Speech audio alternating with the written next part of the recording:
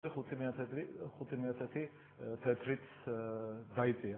ანუ შეიძლება ითქვას, რომ ეროვნული ბანკი ცდილობდა საკურსო ტენდენციის შეკავებას.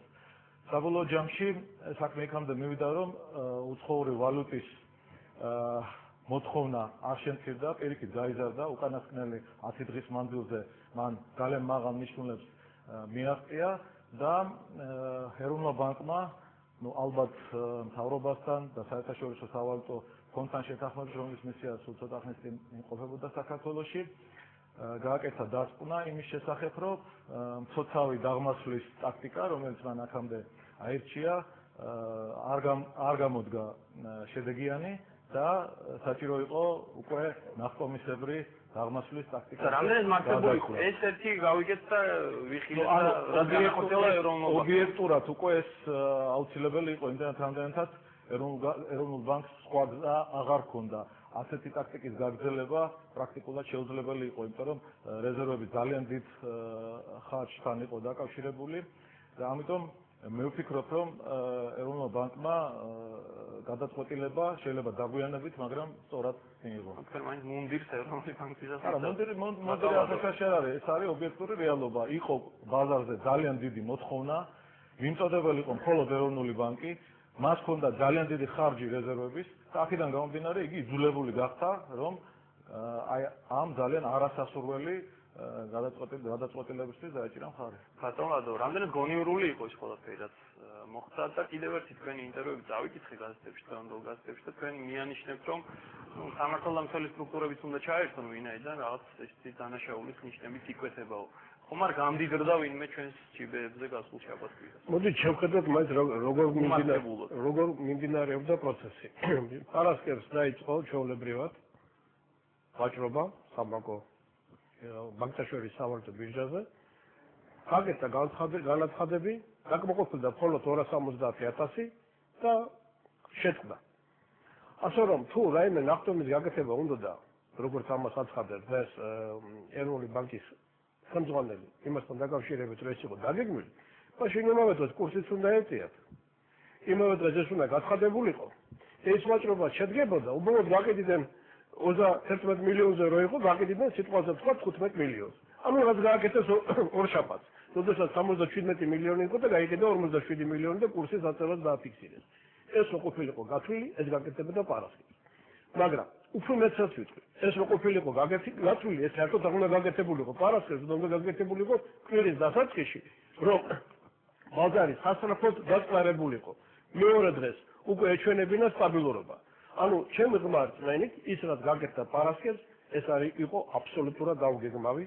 ეს მოხდა გარკვეულად ზემოდან ჩარევა და ეროვნული ბანკი უნდა ვიფიქროთ, რომ აიძულეს, რომ ეს ყველაფერი შეეწყვიტა და პრაქტიკულად რა მოხდა? გაკეთდა ეს პარასკევს, არის სიჩუმე. ახლა შევხედოთ რა განცხადებები კეთდება შაბათს.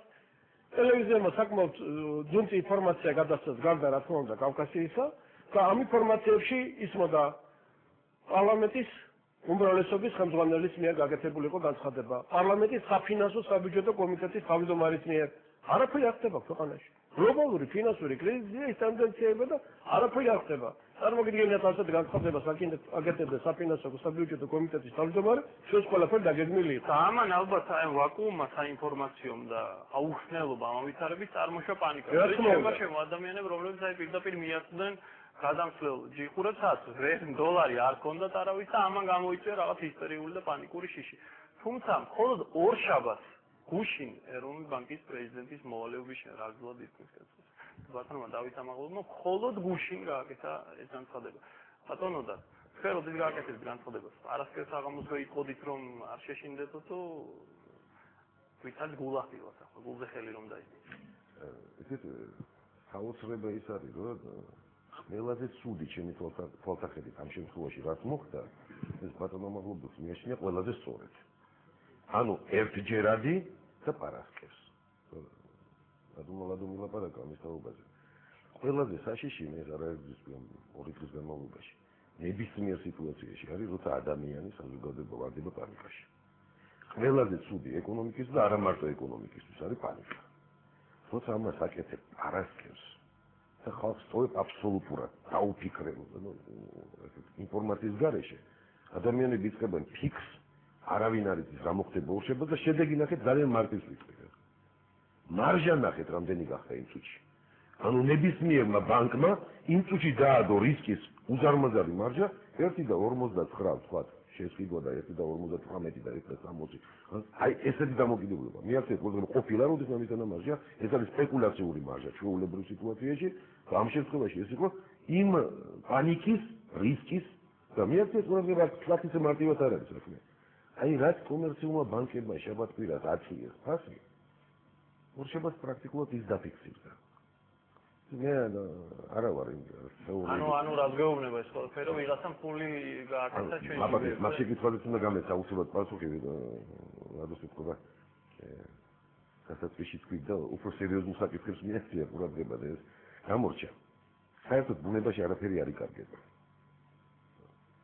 აი ნოდარ ჯავახიშვილმა კონკრეტულად თქვა თუ დაკარგა ფული აუცილებლად ვიღაცამ იპოვა ამიგე დაიკარგა ეს ფული და ეს არის ხუმრობის სტილში უნდა ვთქვა რა პირველი რაც მომივიდა აზრად ეს რა გააკეთა მეთი პარასკევს იმიტომ რომ სულ რამდენიმე დღის წინ ერთ ჩემ მეგობრისგან $500 ვისესხე ეს ჩვენი მაყურებლისთვის $500 რომელიც იყო 700 ლარი და 700 ლარი და ამოგვიგდა ჩემი ჭკუით იგი პარასკევს საღამოს დავითვალე უკვე 850 მქონდა გადასახდელი და იგი 150 ლარი იმ წუთში დავკარგე მე არა არ დავდებოდი მე რა იმიტომ თქვენგან განსხვავებით აი იმ პაბლისობიდან განსხვავებით მე პულსი არ მიდევს ხელი და ინფორმაცია არ ამაქვს და იმ წუთში დავკარგე ეს 50 ლარი კიდე რამდენი დავკარგე იმიტომ რომ ხვალე არ ვაფიქრე ჯერ გადახდეს არ მაქვს მაგის შესაძლებლობა ეს ყველამ შეხედოს მე თუ დავკარგე ვიღაცა მიპოვა აუცილებლად მე რითი თქვა მინდა ისე მინიშნება ეს ნამდვილად არ ამოქვს მე შესწავლილი ეს სიღრმისეულად მაგრამ მე მახსენდება აქ ჩემს კოლეგებსაც ნამდვილად ახსოვს და თუ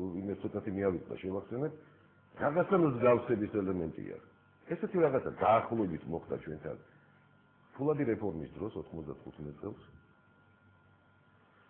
ესეთი რაღაცა მოხდა 98 წელს როცა რუსეთის კრიზისი შემოიპარა პარასკევს საღამოს ორშაბათს ყოის პირად საღამოს გაიპარა უკან და უზარმაზარი ფული დაკარგა მაშინ საზოგადოებამ და ასაკურული ვიღაცა კონკრეტულმა პირებმა ეს იცოდნენ აქედან მოიგეს ანუ მე არ მინდა ზუსტი პარალელი გავაბოლო მაგრამ მე გარწმუნებ რომ აი აქ ძალიან ბევრმა შეგნებულად და წინასწარ გამიჯდულა პიშოვა ფული ასე ბატონია თქვენი შეფასება ასე წავიკითხეთ თქვენ ამბობთ რომ ეს ხო პოლიტიკური გადაწყვეტილება რა შეშია ლარის კურსის ვარდნა და პოლიტიკა ახლა ხალხი ასე შეელოს ალბათ და უბრალო მოკვდავად განგვიმარტეთ ექსპერტებმა ეროვნული ბანკი კითხულობს რომ ეკონომიკური კატეგორიებით ახსნას ის ყველაფერი რაც მოხდა ბატონი მერაბიც პრინციპში განწყობილია რომ გაიზიაროს ეს აზრი მე მაინც ვფიქრობ რომ ეს ყველაფერი და ნაწილობრივ ეს აღიარება მოხდა რომ ანუ რაღაც გადაწყვეტილება იყო რომ ეს მეხსეულად ეს ყველაფერი მომხდარიყო მე ბატონმა და შეთანხმები რომ თავდაყირა აყენებს თავდაყირა ლოგიკით ლაპარაკობს რომ პარასკევს იმიტომ მოხდა რომ რაღაც ბიზნესისთვის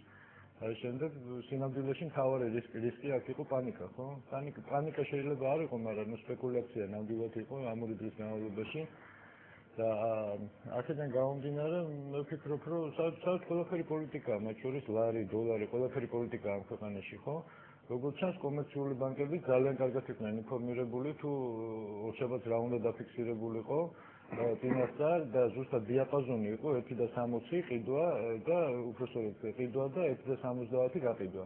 აქედან გამომდინარე ზუსტად საშუალო არითმეტიკული აიღეს ჯერჯერობით თქვა იციან ჩვენ ბანკებში დაჩენ ესეთი ადამიანები საბედნიეროდ და ყველაფერი ყველამ კარგად იცოდა. უბრალოდ საზოგადოება აღმოჩნდა ანუ აბსოლუტურ ვაკუუმში ამ სიტუაციაში მოხდა ფასების მეხსეული ზრდა თუმცა ეროვნული ბანკის პრეზიდენტის მოვალეობის შემსრულებელმა თქვა რომ ფასებზე არ არის ეხლა ნუ რა არის იცით ეხლა როგორ შეიძლება საუბრობდეთ ესეთი ჩვენ ვართ მოხარებელი ქვეყანა ხო ძალიან მარტივი რაღაცა ეს ამას ხო არ უნდა ექსპერტობა ეკონომისტობა არაფერი არ უნდა უბრალოდ ნებისმიერმა ადამიანმა რომელსაც აქვს 3 კლასის განათლება და იცის თუ რა პროდუქტს მოიხმართ ჩვენ ეს არის ძირითადად იმპორტზე ვარ დამოკიდებული ხო თვითღირებულება ფორმირდება ვალუტაში ყარ ვალუტაში ანუ დოლარში ამ შემთხვევაში ძირითადად ჩვენ რა პროდუქტებს მოიხმართ იმის 90% არის ვალუტით შესყიდული. აქედან გამომდინარე თვითღირებულება ითვლება ვალუტაში და ეხლა როგორ შეიძლება რომ ვალუტის გაზვირება არ აისახოს ფასზე, პროდუქტის ფასზე, ხო? ეს არის 2x2 4 და ეხლა ეროვნული ბანკის პრეზიდენტის მოვალეობის შემსრულებელმა ცოტა გრძელი სახელია და მიჭირს ხო ბევრჯერ გამეორება ხო არ შეიძლება ეს არ იცოდეს როგორც შეიძლება ეს არის მესამე კლასის ამოცანი ესე რომ ვთქვა გაიზარდა თუ არა ფასები? ზოგადად რატომ ეროვნული ბანკის მე გეტყვით შაბათ ფასები უკვე